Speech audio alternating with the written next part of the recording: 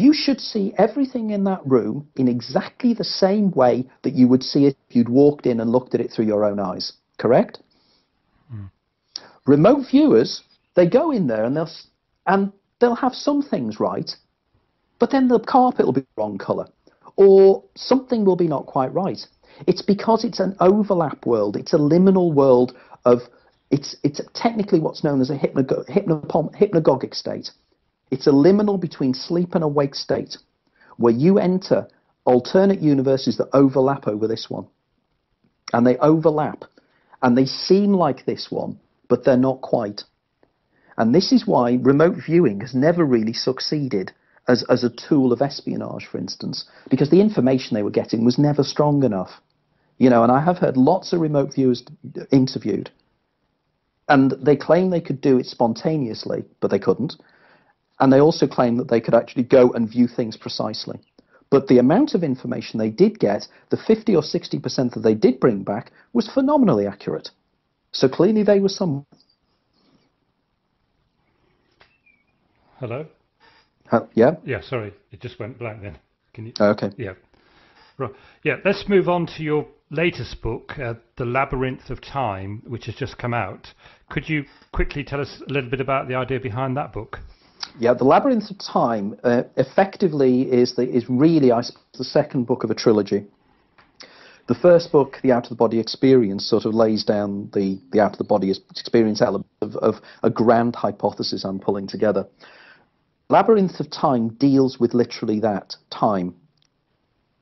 It's the labyrinth of time, the illusion of past, present, and future.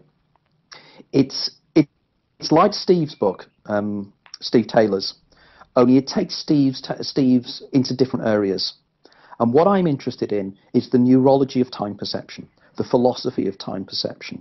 Exactly what is time? We all live within it. It defines everything we perceive.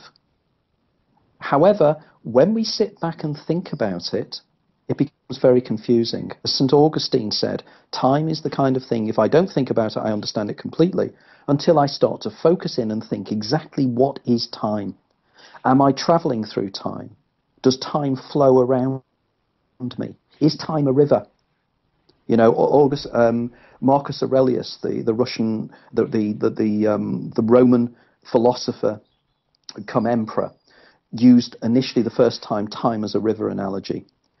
If you think that time is a river, you have a little bit of a problem here, because in order to know a river is flowing, you have to have riverbanks, don't you? In other words, if you didn't have riverbanks, you couldn't tell which direction a river was flowing, or indeed if it was moving. The same is with time. In order to know that time is flowing, we need something to measure time by, time flow by. And this is not the same as a clock. A clock does not measure time flow. It measures nothing at all. It measures, for instance, a clock hand measures distance. It doesn't measure time. You can only ever have a pound of apples, for instance. You can have, you know, weights that we measure things by. Time is different. You can never measure, you can only have a minute of a minute, if I'm making sense here. You know, there's no arbitrary measurement. And a guy called J.W. Dunn came to the conclusion there must be another time that we measure our time by. And there must be an observer in that time and an observer in all the other times. So the philosophy, quite deep. But I'm intrigued as well as to the physics of it. You know, is it possible to travel backwards in time? As far as quantum physics is concerned, there is no difference between going backwards in time or forwards in time.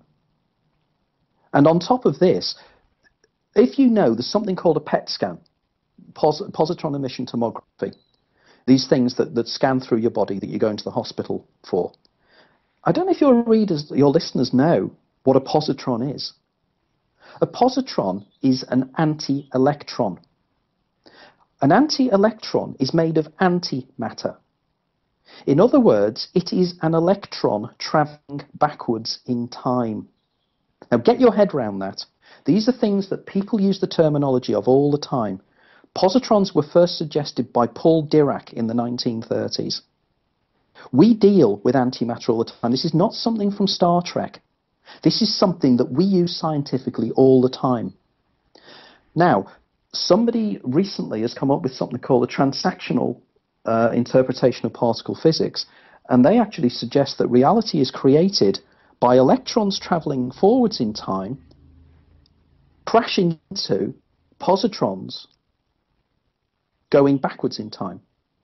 And that creates the moment. And that's what this moment is. Because if you think about it, again, the only thing that ever exists is the moment. As soon as the future is out there, we're waiting for it to happen. When the future happens, it becomes the moment, and then the future becomes the past. So the only thing that actually exists in any way is now, and now has just gone. And if you think about that for a second, you'll realize that everything's an illusion. Suddenly, the past has gone, and the future is yet to exist. And all that we are existing in is this tiny bit of interface.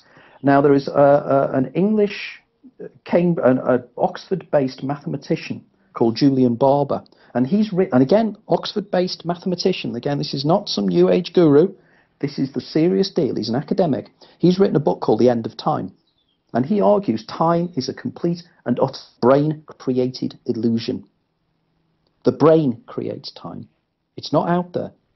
It doesn't exist.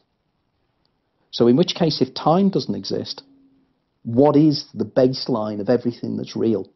And everything that's real is something that I keep talking about, the 0 point field, the quantum vacuum, something that creates everything.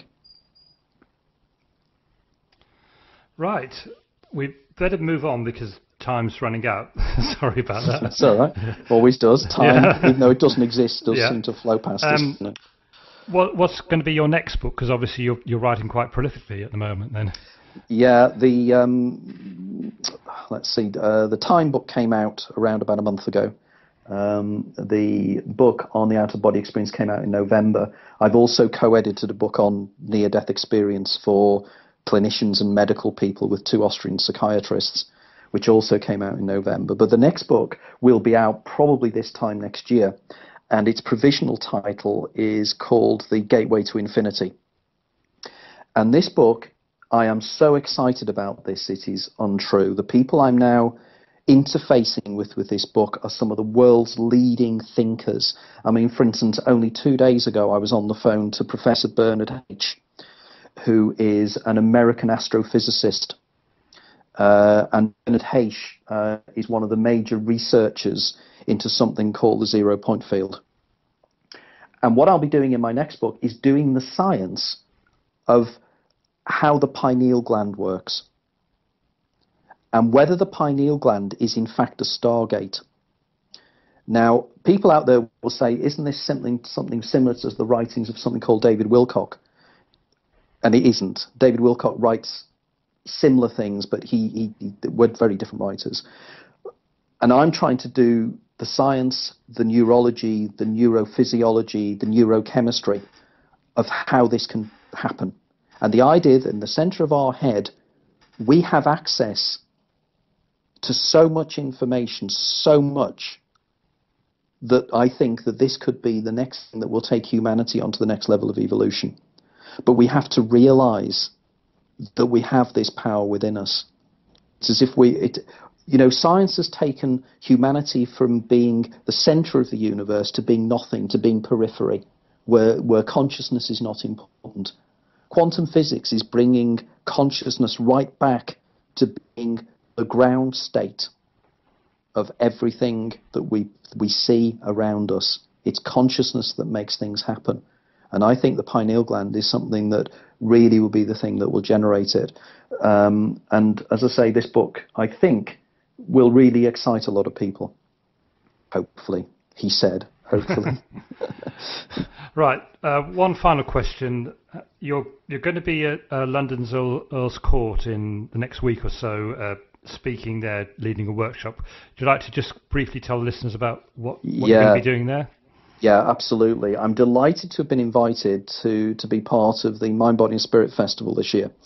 And on a week on Sunday, I think it's at 4:30, I will be doing a workshop on the out-of-body experience.